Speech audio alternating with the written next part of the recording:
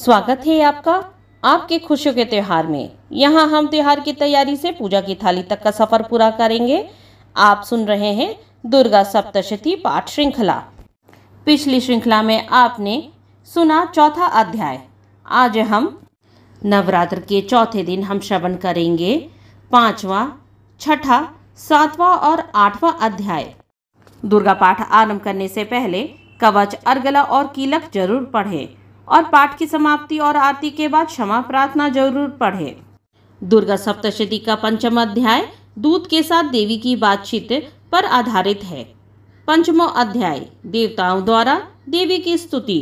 चंडमुंड के मुख से अंबिका के रूप की प्रशंसा सुनकर शुंभ का उनके पास दूत भेजना और दूत का निराश लौटना।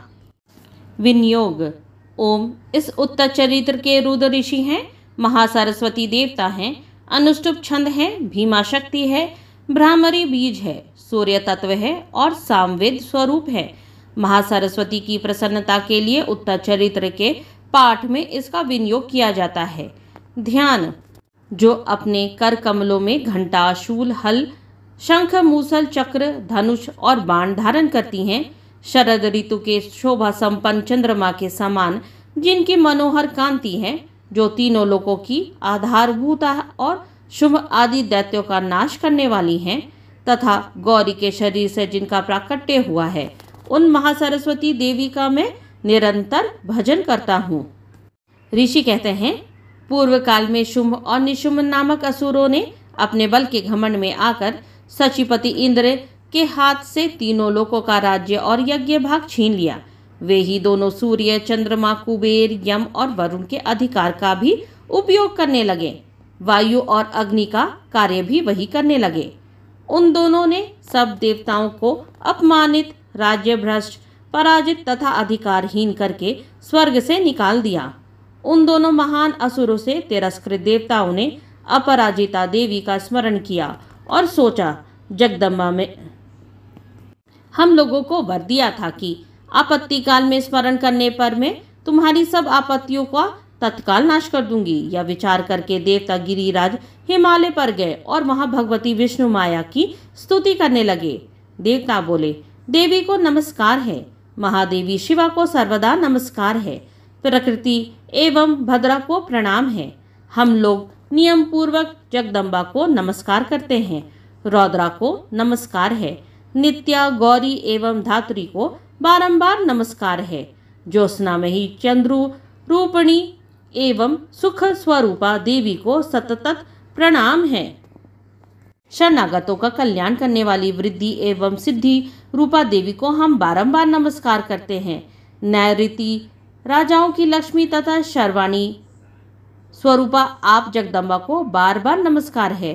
दुर्गा, दुर्गपारा, सारा, सर्वकारिणी, ख्याति, कृष्णा और ध्रुमा देवी को सर्वदा नमस्कार है। अत्यंत सौम्य तथा अत्यंत रौद्र रूपा देवी का हम नमस्कार करते हैं, उन्हें हमारा बारंबार प्रणाम है।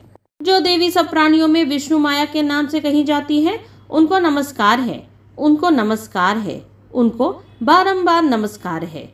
जो देवी सब प्राणियों में चेतना कहलाती हैं, उनको नमस्कार है, उनको नमस्कार है, उनको बारंबार नमस्कार है। जो देवी सब प्राणियों में बुद्धि रूप से स्थित हैं, उनको नमस्कार है, उनको नमस्कार है, उनको बारंबार नमस्कार है। जो देवी सब प्राणियों में निद्रा रूप से स्थित हैं, उनको नमस्कार है, उनको नमस्कार है, उनको बारंबार नमस्कार है। जो देवी सब प्राणियों में क्षुद्र रूप से स्थित हैं, उनको नमस्कार है, उनको नमस्कार है, उनको बारंबार नमस्कार है। जो देवी सब प्राणियों में छाया रूप से स्थित हैं, उनको नमस्कार है, उनको नमस्कार है, उनको बारंबार नमस्कार है। जो देवी सब प्राणियों में शक्ति रूप से स्थित हैं, उनको नमस्कार है, उनको नमस्कार है, उनको बारंबार नमस्कार है। जो देवी सब प्राणियों में तृष्णा रूप से स्थित हैं, उनको नमस्कार है, उनको नमस्कार है, उनको बारंबार नमस्कार है। जो देवी सब प्राणियों में शांति रूप से स्थित हैं, उनको नमस्कार है, उनको नमस्कार है, उनको बारंबार नमस्कार है। जो देवी सब प्राणियों में जाति रूप से स्थित हैं, उनको नमस्कार है, उनको नमस्कार है, उनको बारंबार नमस्कार है। जो देवी सब प्राणियों में लज्जा रूप से स्थित हैं, उनको नमस्कार है, उनको नमस्कार है, उनको बारंबार नमस्कार है। जो देवी सब प्राणियों में शांति रूप से स्थित हैं, उनको नमस्कार है, उनको नमस्कार है, उनको बारंबार नमस्कार है। जो देवी सब प्राणियों में श्रद्धा रूप से स्थित हैं, उनको नमस्कार है, उनको नमस्कार है, उनको बारंबार नमस्कार है। जो देवी सब प्राणियों में कांति रूप से स्थित है, उनको नमस्कार है, उनको नमस्कार है, उनको बारंबार नमस्कार है। जो देवी सब प्राणियों में लक्ष्मी रूप से स्थित हैं, उनको नमस्कार है, उनको नमस्कार है, उनको बारंबार नमस्कार है। जो देवी सब प्राणियों में वृत्ति रूप से स्थित हैं, उनको नमस्कार है, उनको नमस्कार है, उनको बारंबार नमस्कार है। जो देवी सब प्राणियों में स्मृति रूप से स्थित हैं, उनको नमस्कार है, उनको नमस्कार है, उनको बारंबार नमस्कार है। जो देवी सब प्राणियों में दया रूप से स्थित है, उनको नमस्कार है, उनको नमस्कार है, उनको बारंबार नमस्कार है। जो देवी सब प्राणियों में तुष्टि रूप से स्थित हैं, उनको नमस्कार है, उनको नमस्कार है, उनको बारंबार नमस्कार है। जो देवी सब प्राणियों में माता रूप से स्थित हैं, उनको नमस्कार है, उनको नमस्कार है, उनको बारंबार नमस्कार है। जो देवी सब प्राणियों में भ्रांति रूप से स्थित है, उनको नमस्कार है, उनको नमस्कार है, उनको बारंबार नमस्कार है। जो जीवों के इंद्रिय वर्ग की अधिष्ठात्री देवी एवं सब प्राणियों में सदा व्याप्त रहने वाली हैं, उन व्याप्ति देवी को बारंबार नमस्कार है। जो देवी चैतन्य रूप से इस संपूर्ण जगत को व्याप्त करके स्थित हैं, उनको नमस्कार है, उनको नमस्कार है, उनको नमस्कार है, उनको बारंबार नमस्कार है। पूर्व काल में अपने अभीष्ट की प्राप्ति होने से देवताओं ने जिनकी स्तुति की तथा देवराज इंद्र ने बहुत दिनों तक जिनका सेवन किया, वह कल्याण की साधन भूता ईश्वरी हमारा कल्याण और मंगल करे तथा सारी आपत्तियों का नाश कर डाले। उद्दंड दैत्यों से सताए हुए हम सभी देवता जिन परमेश्वरी को इस समय नमस्कार करते हैं तथा जो भक्ति से विनम्र पुरुषों द्वारा स्मरण की जाने पर तत्काल ही संपूर्ण विपत्तियों का नाश कर देती हैं, वे जगदम्बा हमारा संकट दूर करें। ऋषि कहते हैं, राजन, इस प्रकार जब देवता स्तुति कर रहे थे, उस समय पार्वती देवी गंगा जी के जल में स्नान करने के लिए वहां आई। उन सुंदर भाव वाली भगवती ने देवताओं से पूछा, आप लोग यहाँ किसकी स्तुति करते हैं? तब उन्हीं के शरीर कोशों से प्रकट हुई शिवा देवी बोली, शुम्भ दैत्य से तिरस्कृत और युद्ध में निशुम्भ से पराजित हो यहाँ एकत्रित हुए ये समस्त देवता यह मेरी ही स्तुति कर रहे हैं। पार्वती जी के शरीर कोशों से अंबिका का प्रादुर्भाव हुआ था, इसलिए वे समस्त लोकों में कौशिकी कही जाती हैं। कौशिकी के प्रकट होने के बाद पार्वती देवी का शरीर काले रंग का हो गया, अतः वे हिमालय पर रहने वाली कालिका देवी के नाम से विख्यात हुई। तदंतर शुम्भ निशुम्भ के भृत्य चंडमुंड वहां आए और उन्होंने परम मनोहर रूप धारण करने वाली अंबिका देवी को देखा। फिर वे शुम्भ के पास जाकर बोले, महाराज, एक अत्यंत मनोहर स्त्री है जो अपने दिव्य कांति से हिमालय को प्रकाशित कर रही हैं। वैसा उत्तम रूप कहीं किसी ने भी नहीं देखा होगा। असुरेश्वर, पता लगाइए वह देवी कौन है और उसे ले लीजिए। स्त्रियों में तो वह रत्न है, उसका प्रत्येक अंग बहुत ही सुंदर है तथा वह अपने श्री अंगों की प्रभा से संपूर्ण दिशाओं में प्रकाश फैला रही है। दैत्यराज, अभी वह हिमालय पर ही मौजूद है, आप उसे देख सकते हैं। प्रभु, तीनों लोकों में मणि, हाथी और घोड़े आदि जितने भी रत्न हैं, वे सब इस समय आपके घर में शोभा पाते हैं। हाथियों में रत्नभूत एरावत या पारिजात का वृक्ष और यह उच्च श्रवा घोड़ा, यह सब आपने इंद्र से ले लिया है। हंस से जुता हुआ यह विमान भी आपके आंगन में शोभा पाता है। यह रत्नभूत अद्भुत विमान जो पहले ब्रह्मा जी के पास था, अब आपके यहाँ लाया गया है। यह महापद्म नामक निधि आप कुबेर से छीन लाए हैं। समुद्र ने भी आपको किंजलकिनी नाम की माला भेंट की है, जो केसरों से सुशोभित है और जिसके कमल कभी कुम्हलाते नहीं हैं। सुवर्ण की वर्षा करने वाला वरुण का छत्र भी आपके घर में शोभा पाता है तथा यह श्रेष्ठ रथ जो पहले प्रजापति के अधिकार में था, अब आपके पास मौजूद है। दैतेश्वर, मृत्यु की उत्कांतिदा नाम वाली शक्ति भी आपने छीन ली है तथा वरुण का पाश और समुद्र में रहने वाली सब प्रकार के रत्न आपके भाई निशुम्भ के अधिकार में है। अग्नि ने भी स्वतः शुद्ध किए हुए 2 वस्त्र आपकी सेवा में अर्पित किए हैं। दैत्यराज, इस प्रकार सभी रत्न आपने एकत्र कर लिए हैं। फिर जो यह स्त्रियों में रत्न रूप कल्याणमयी देवी हैं, इसे आप क्यों नहीं अपने अधिकार में कर लेते?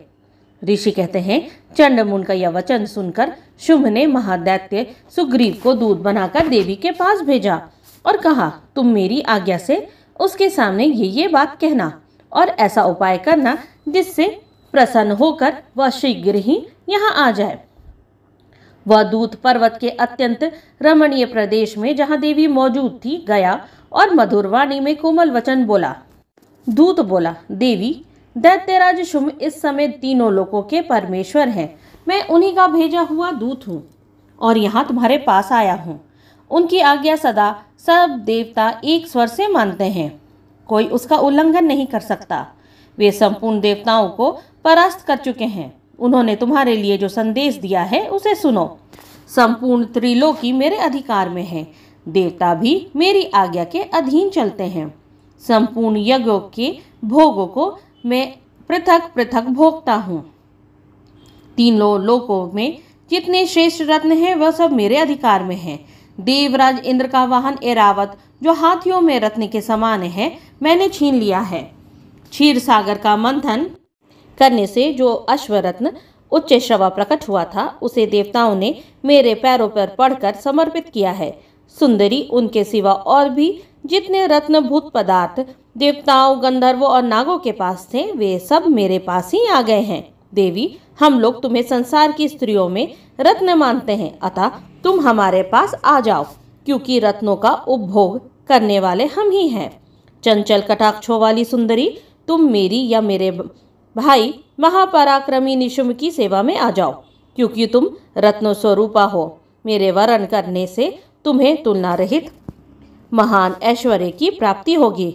अपनी बुद्धि से यह विचार कर तुम मेरी पत्नी बन जाओ।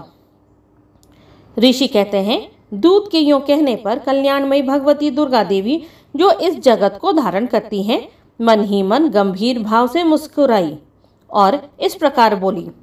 देवी ने कहा, दूत, तुमने सत्य कहा है, इसमें तनिक भी मिथ्या नहीं है। शुंभ तीनों लोकों का स्वामी है और निशुंभ भी उसी के समान महापराक्रमी है, किंतु इस विषय में मैंने जो प्रतिज्ञा कर ली है उसे मिथ्या कैसे करूं? मैंने अपनी अल्प बुद्धि के कारण पहले से जो प्रतिज्ञा कर रखी है उसे सुनो। जो मुझे संग्राम में जीत लेगा, जो मेरे अभिमान को चूर्ण कर देगा तथा संसार में जो मेरे समान बलवान होगा वही मेरा स्वामी होगा। इसलिए शुंभ अथवा महादैत्य निशुंभ स्वयं ही यहाँ पधारे और मुझे जीत कर शीघ्र ही मेरा पाणी ग्रहण कर ले। इसमें विलंब की क्या आवश्यकता है? दूत बोला, देवी, तुम घमंड में भरी हो और मेरे सामने ऐसी बात ना करो। तीनों लोकों में ऐसा कौन पुरुष है जो शुंभ निशुंभ के सामने खड़ा हो सके? देवी, अन्य दैत्यों के सामने भी सारे देवता युद्ध में नहीं ठहर सकते, फिर तुम अकेली स्त्री होकर कैसे ठहर सकती हो? जिन शुभ आदि दैत्यों के सामने इंद्र आदि सब देवता भी युद्ध में खड़े नहीं हुए, उनके सामने तुम स्त्री होकर कैसे जाओगी? इसलिए तुम मेरे ही कहने से शुंभ निशुंभ के पास चली चलो। ऐसा करने से तुम्हारे गौरव की रक्षा होगी, अन्यथा जब वे केश पकड़कर घसीटेंगे तब तुम्हें अपनी प्रतिष्ठा खोकर जाना पड़ेगा। देवी ने कहा, तुम्हारा कहना ठीक है। शुंभ बलवान है और निशुंभ भी बड़े पराक्रमी है, किंतु क्या करूं? मैंने पहले बिना सोचे समझे प्रतिज्ञा कर ली है, अतः अब तुम जाओ। मैंने तुमसे जो कुछ कहा है वह सब दैत्यराज से आदर पूर्वक कहना, फिर वे जो उचित जान पड़े करे। इस प्रकार श्री मार्कंडेय पुराण में सार्वणिक मनवंतर की कथा के अंतर्गत देवी महात्म्य में देवी दूत संवाद नामक 5वां अध्याय पूरा हुआ। दुर्गा पाठ सप्तशती के पाठ श्रृंखला को आगे बढ़ाते हुए हम श्रवण करेंगे 6वां अध्याय, धूम्रलोचन वध। ध्यानम, मैं सर्वैकेश्वर भैरव के अंग में निवास करने वाली परमोत्कृष्ट पद्मावती देवी का चिंतन करता हूँ। वे नागराज के आसन पर बैठी हैं। नागों के फणों में सुशोभित होने वाली मणियों की विशाल माला से उनकी देहलता उद्भासित हो रही है। सूर्य के समान उनका तेज है। 3 नेत्र उनकी शोभा बढ़ा रहे हैं। वे हाथों में माला, कुंभ, कपाल और कमल लिए हुए हैं तथा उनके मस्तक में अर्धचंद्र का मुकुट सुशोभित है। ऋषि कहते हैं, देवी का यह कथन सुनकर दूत को बड़ा अमर्ष हुआ और उसने दैत्यराज के पास जाकर सब समाचार विस्तार पूर्वक कह सुनाया। दूत के उस वचन को सुनकर दैत्यराज कुपित हो उठा और दैत्य सेनापति धूम्रलोचन से बोला, धूम्रलोचन, तुम शीघ्र अपनी सेना साथ लेकर जाओ और उस दुष्टा के केश पकड़कर घसीटते हुए उसे बलपूर्वक यहाँ ले आओ। उसकी रक्षा करने के लिए यदि कोई दूसरा खड़ा हो तो वह देवता, यक्ष अथवा गंधर्व ही क्यों ना हो, उसे अवश्य मार डालना। ऋषि कहते हैं, शुंभ के इस प्रकार आज्ञा देने पर वह धूम्रलोचन दैत्य 60,000 असुरों की सेना को साथ लेकर वहां से तुरंत चल दिया। वहां पहुंचकर उसने हिमालय पर रहने वाली देवी को देखा और ललकार कर कहा, अरे तू शुंभ निशुंभ के पास चल। यदि इस समय प्रसन्नता पूर्वक मेरे स्वामी के समीप नहीं चलेगी तो मैं बलपूर्वक झोंटा पकड़कर घसीटते हुए तुझे ले चलूंगा। देवी बोली, तुम्हें दैत्यों के राजा ने भेजा है। तुम स्वयं भी बलवान हो और तुम्हारे साथ विशाल सेना भी है। ऐसी दशा में यदि मुझे बलपूर्वक ले चलोगे तो मैं तुम्हारा क्या ही कर सकती हूँ। ऋषि कहते हैं, देवी के यों कहने पर असुर धूम्रलोचन उनकी ओर दौड़ा। तब अंबिका ने हुंग शब्द के उच्चारण मात्र से ही उसे भस्म कर दिया।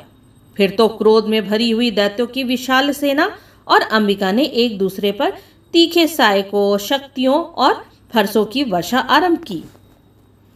इतने में ही देवी का वाहन सिंह क्रोध में भरकर भयंकर गर्जना करके गर्दन के बालों को हिलाता हुआ असुरों की सेना में कूद पड़ा। उसने कुछ दैत्यों को पंजों की मार से, कितनों को अपने जबड़ों से और कितने ही महादैत्य को पटक कर ओट के दाढ़ों से घायल कर के मार डाला। उस सिंह ने अपने नखों से कितनों के पेट फाड़ डाले और थप्पड़ मारकर कितनों के सिर धड़ से अलग कर दिए। कितनों की ही भुजाएं और मस्तक काट डाले तथा अपनी गर्दन के बाल हिलाते हुए उसने दूसरे दैत्यों के पेट फाड़कर उनका रक्त चूस लिया। अत्यंत क्रोध में भरे हुए देवी के वाहन उस महाबली सिंह ने क्षण भर में ही असुरों की सारी सेना का संहार कर डाला। शुंभ ने जब सुना कि देवी ने धूम्रलोचन असुर को मार डाला तथा उसके सिंह ने सारी सेना का सफाया कर डाला, तब उस दैत्यराज को बड़ा क्रोध हुआ। उसका होठ कांपने लगा। उसने चंड और मुंड नामक 2 महादैत्यों को आज्ञा दी, हे चंड और हे मुंड, तुम लोग बहुत बड़ी सेना लेकर वहां जाओ। उस देवी के झोटे पकड़कर अथवा उसे बांधकर शीघ्र यहाँ ले आओ। यदि इस प्रकार उसे लाने में संदेह हो तो युद्ध में सब प्रकार के अस्त्र शस्त्रों का तथा समस्त आसुरी सेना का प्रयोग करके उसकी हत्या कर डालना। उस दुष्टा की हत्या होने पर तथा सिंह के भी मारे जाने पर उस अंबिका को बांधकर साथ ले शीघ्र लौट आना। इस प्रकार श्री मार्कंडेय पुराण में सार्वणिक मनवंतर की कथा के अंतर्गत देवी महात्म्य में धूम्रलोचन वध नामक 6ठा अध्याय पूरा हुआ। दुर्गा सप्तशती के पाठ श्रृंखला को आगे बढ़ाते हुए अब हम 7वां अध्याय का पाठ करेंगे। 7वां अध्याय, चंड मुंड का वध। ध्यानम, मैं मातंगी देवी का ध्यान करता हूँ। वे रत्न में सिंहासन पर बैठकर पढ़ते हुए तोते का मधुर शब्द सुन रही हैं। उनके शरीर का वर्ण श्याम है। वे अपना एक पैर कमल पर रखे हुए हैं और मस्तक पर अर्धचंद्र धारण करती हैं तथा कलहार पुष्पों की माला धारण किए वीणा बजाती हैं। उनके अंग में कसी हुई चोली शोभा पा रही है। वे लाल रंग की साड़ी पहने हाथ में शंख में पात्र लिए हुए हैं। उनके बदन पर मधु का हल्का हल्का प्रभाव जान पड़ता है और ललाट में बेंदी शोभा पा रही है। ऋषि कहते हैं, तदंतर शुंभ की आज्ञा पाकर वे चंड मुंड आदि दैत्य चतुरांगनी सेना के साथ अस्त्र शस्त्रों से सुसज्जित हो चल दिए। फिर गिरिराज हिमालय के सुवर्ण में ऊंचे शिखर पर पहुंचकर उन्होंने सिंह पर बैठी देवी को देखा। वे मंद मंद मुस्कुरा रही थी। उन्हें देखकर दैत्य लोग तत्परता से पकड़ने का उद्योग करने लगे। किसी ने धनुष तान लिया, किसी ने तलवार संभाली और कुछ लोग देवी के पास आकर खड़े हो गए। तब अंबिका ने उन शत्रुओं के प्रति बड़ा क्रोध किया। उस समय क्रोध के कारण उनका मुख काला पड़ गया, ललाट में भौहें टेढ़ी हो गई और वहां से तुरंत विकराल मुखी काली प्रकट हुई, जो तलवार और पाश लिए हुए थी। वे विचित्र खटवांग धारण किए और चीते के चर्म की साड़ी पहने नर मुंडों की माला से विभूषित थीं। उनके शरीर का मांस सूख गया था, केवल हड्डियों का ढांचा था, जिससे वे अत्यंत भयंकर जान पड़ती थी। उनका मुख बहुत विशाल था, जीभ लपलपाने के कारण वे और भी डरावनी प्रतीत होती थी। उनकी आंखें भीतर को धसी हुई थी और कुछ लाल थीं। वे अपनी भयंकर गर्जना से संपूर्ण दिशाओं को गुंजा रही थीं। बड़े बड़े दैत्यों का वध करती हुई वे कालिका देवी बड़े वेग से दैत्यों की उस सेना पर टूट पड़ी और उन सबका भक्षण करने लगी। वे पार्श्वरक्षकों, अंकुशधारी महावतों, योद्धाओं और घंटा सहित कितने ही हाथियों को एक ही हाथ से पकड़कर मुंह में डाल लेती थीं। इस प्रकार घोड़े, रथ और सारथी के साथ रथी सैनिकों को मुंह में डालकर वे उन्हें भयानक रूप से चबा डालती थीं। किसी के बाल पकड़ लेती, किसी का गला दबा देती, किसी को पैरों से कुचल डालती और किसी को छाती के धक्के से गिराकर मार डालती थी। वे असुरों के छोड़े हुए बड़े बड़े अस्त्र शस्त्र मुंह से पकड़ लेती और रोष में भरकर उनको दांतों से पीस डालती थीं। काली ने बलवान एवं दुरात्मा दैत्यों की वह सारी सेना रौंद डाली थी, खा डाली और कितनों को मार भगाया। कोई तलवार के घाट उतर गए, कोई खटवांग से पीटे गए और कितने ही असुर दांतों के अग्रभाग से कुचले जाने के कारण मृत्यु को प्राप्त हुए। इस प्रकार देवी ने असुरों की उस सारी सेना का क्षण भर में मार गिराया। यह देखकर चंड उन अत्यंत भयानक काली देवी की ओर दौड़ा तथा महादैत्य मुंड ने भी अत्यंत भयंकर बाणों की वर्षा से तथा हजारों बाण चलाए हुए चक्रों से उन भयानक नेत्रों वाली देवी को आच्छादित कर दिया। वे अनेकों चक्र देवी के मुख में समाते हुए ऐसे जान पड़े जैसे सूर्य के बहुत तेरे मंडल बादलों के उदर में प्रवेश कर रहे हों। तब भयंकर गर्जना करने वाली काली ने अत्यंत रोष में भरकर विकट अट्टहास किया। उस समय उनके विकराल बदन के भीतर कठिनता से देखे जा सकने वाले दांतों की प्रभा से वे अत्यंत उज्जवल दिखाई देती थी। देवी ने बहुत बड़ी तलवार हाथ में ले ह के उच्चारण करके चंड पर धावा किया और उसके केश पकड़कर उसी तलवार से उसका मस्तक काट डाला। चंड को मारा गया देखकर मुंड भी देवी की ओर दौड़ा। तब देवी ने रोष में भरकर उसे भी तलवार से घायल करके धरती पर सुला दिया। महापराक्रमी चंड और मुंड को मारा गया देखकर मरने से बची हुई बाकी सेना भय से व्याकुल हो चारों ओर भाग गई। तदंतर काली ने चंड और मुंड का मस्तक हाथ में ले चंडिका के पास जाकर प्रचंड अट्टहास करते हुए कहा, देवी, मैंने चंड और मुंड नामक इन दो महापशुओं को तुम्हें भेंट किया है। अब युद्ध यज्ञ में तुम शुंभ और निशुंभ का स्वयं ही वध करना। ऋषि कहते हैं, वहां लाए हुए उन चंड मुंड नामक महादैत्यों को देखकर कल्याणमयी चंडी ने काली से मधुर वाणी में कहा, देवी, तुम चंड और मुंड को लेकर मेरे पास आई हो, इसलिए संसार में चामुंडा के नाम से तुम्हारी ख्याति होगी।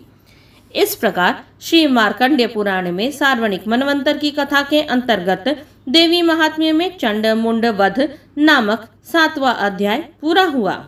दुर्गा सप्तशती पाठ श्रृंखला को आगे बढ़ाते हुए अब हम श्रवण करेंगे 8वां अध्याय, रक्त बीज का वध। ध्यानम। मैं अणिमा आदि सिद्धिमयी किरणों से आवृत भवानी का ध्यान करता हूँ। उनके शरीर का रंग लाल है, नेत्रों में करुणा लहरा रही है तथा हाथों में पाश, अंकुश, बाण और धनुष शोभा पाते हैं।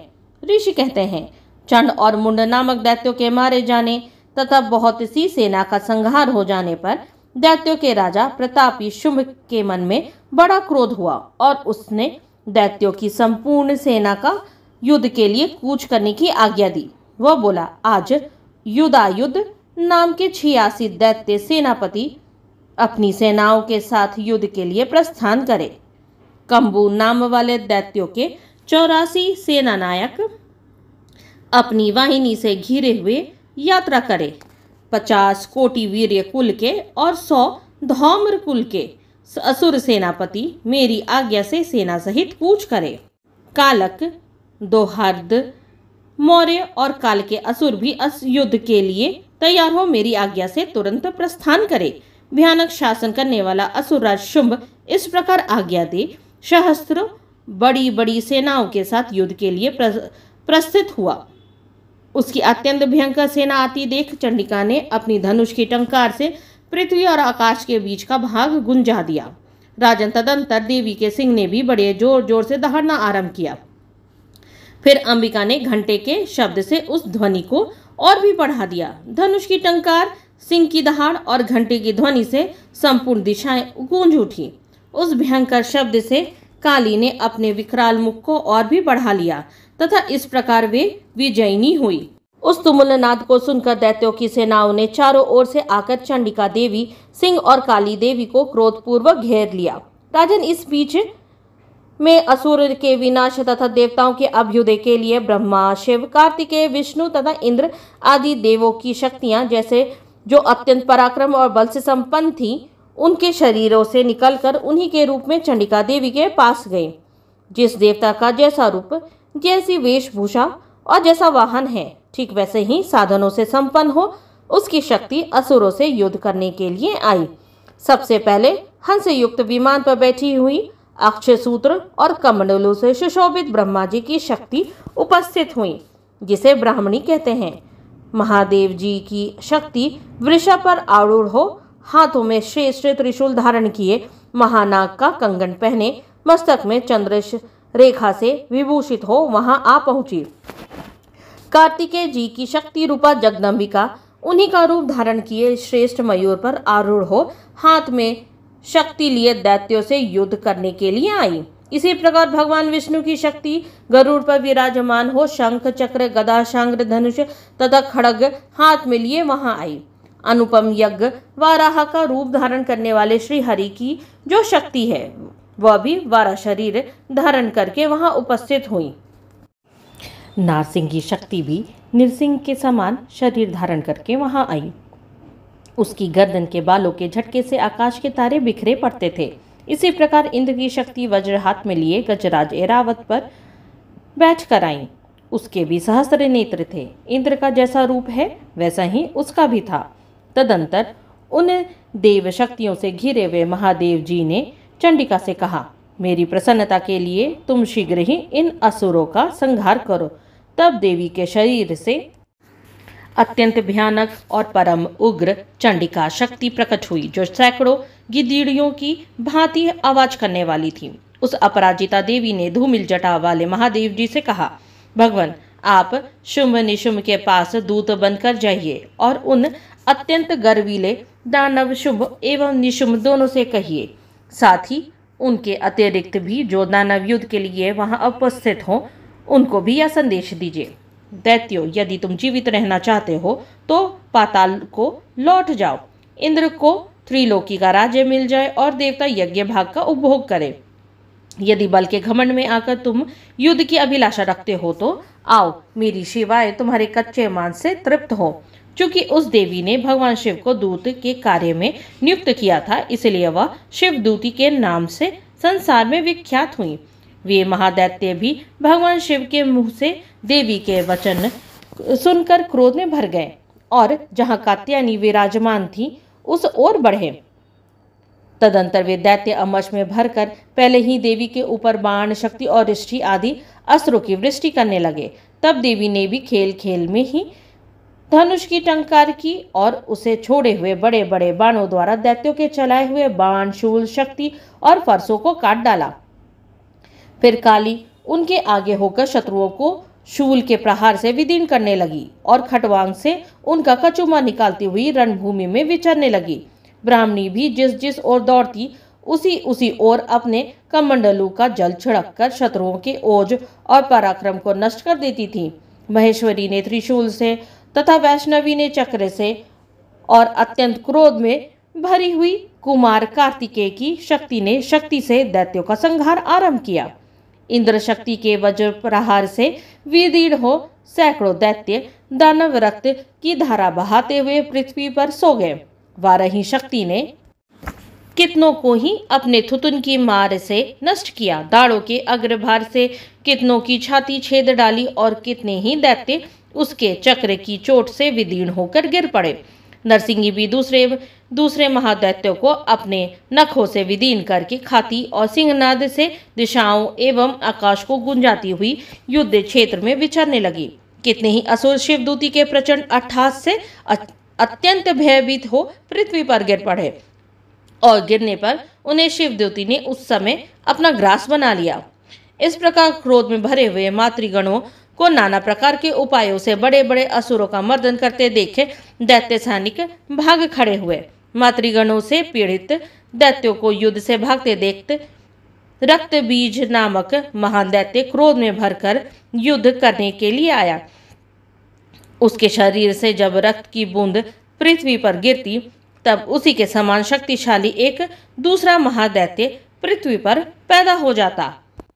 महासुर रक्त बीज हाथ में गदा लेकर इंद्र शक्ति के साथ युद्ध करने लगा। तब इंद्री ने अपने वज्र से रक्त बीज को मारा। वज्र से घायल होने पर उसके शरीर से बहुत सा रक्त चूने लगा और उससे उसी के समान रूप तथा पराक्रम वाले योद्धा उत्पन्न होने लगे। उसके शरीर से रक्त की जितनी बूंदें गिरी उतने ही पुरुष उत्पन्न हो गए। वे शब्द रक्त बीज के समान ही वीर्यवान, बलवान तथा पराक्रमी थे। वे रक्त से उत्पन्न होने वाले पुरुष भी अत्यंत भयंकर अस्त्र शस्त्रों के प्रहार करते हुए वहां मातृगणों के साथ घोर युद्ध करने लगे। पुनः वज्र के प्रहार से जब उसका मस्तक घायल हुआ तब रक्त बहने लगा और उससे हजारों पुरुष उत्पन्न हो गए। वैष्णवी ने युद्ध में रक्त बीज पर चक्र का प्रहार किया तथा इंद्री ने उस महादैत्य सेनापति को गदा से चोट पहुंचाई। वैष्णवी के चक्र से घायल होने पर उसके शरीर से जो रक्त बहा और उससे जो उसी के बराबर आकार वाले सहस्त्र महादैत्य प्रकट हुए, उनके द्वारा संपूर्ण जगत व्याप्त हो गया। कौमारी ने शक्ति से, वाराही ने खड्ग से और महेश्वरी ने त्रिशूल से महादैत्य रक्त बीज को घायल किया। क्रोध में भरे हुए उस महादैत्य रक्त बीज ने भी गदा से सभी मातृगण शक्तियों पर पृथक पृथक प्रहार किया। शक्ति और शूल आदि से अनेक बार घायल होने पर जो उसके शरीर से रक्त की धारा पृथ्वी पर गिरी, उससे भी निश्चय ही सैकड़ों असुर उत्पन्न हुए। इस प्रकार उस महादैत्य के रक्त से प्रकट हुए असुरों द्वारा संपूर्ण जगत व्याप्त हो गया। इससे उन देवताओं को बड़ा भय हुआ। देवताओं को उदास देखकर चंडिका ने काली से शीघ्रता पूर्वक कहा, चामुंडे, तुम अपना मुख और भी फैलाओ तथा मेरे शस्त्रपात से गिरने वाले रक्त बिंदुओं को, उनसे उत्पन्न होने वाले महादैत्यों को तुम अपने इस उतावले मुख से खा जाओ। इस प्रकार रक्त से उत्पन्न होने वाले महादैत्यों का भक्षण करती हुई तुम रण में विचरती रहो। ऐसा करने से उस दैत्य का सारा रक्त क्षीण हो जाने पर वह स्वयं भी नष्ट हो जाएगा। उन भयंकर दैत्यों को जब तुम खा जाओगी तब दूसरे नए दैत्य उत्पन्न नहीं हो सकेंगे। काली से यूं कहकर चंडिका देवी ने शूल से रक्त बीज को मारा और काली ने अपने मुख में उसका रक्त ले लिया। तब उसने वहां चंडिका पर गदा से प्रहार किया, किंतु उस गदापात ने देवी को तनिक भी वेदना नहीं पहुंचाई। रक्त बीज के घायल शरीर से बहुत सा रक्त गिरा, किंतु ज्यों ही वह गिरा त्यों ही चामुंडा ने उसे अपने मुख में ले लिया। रक्त गिरने से काली ने मुख में जो महादैत्य उत्पन्न हुए उन्हें भी वह चट कर गई और उसने रक्त बीज का रक्त भी पी लिया। तदंतर देवी ने रक्त बीज को, जिसका रक्त चामुंडा ने पी लिया था, वज्र, बाण, खड्ग तथा रिष्टि आदि से मार डाला। राजन, इस प्रकार शस्त्रों के समुदाय से आहत एवं रक्तहीन हुआ महादैत्य रक्त बीज पृथ्वी पर गिर पड़ा। नरेश्वर, इससे देवताओं को अनुपम हर्ष की प्राप्ति हुई और मातृगण उन असुरों के रक्तपान के मद से उद्यत होकर नृत्य करने लगा। इस प्रकार श्री मार्कंडेय पुराण में सार्वणिक मनवंतर की कथा के अंतर्गत देवी महात्म्य में रक्त बीज वध नामक 8वां अध्याय पूरा हुआ।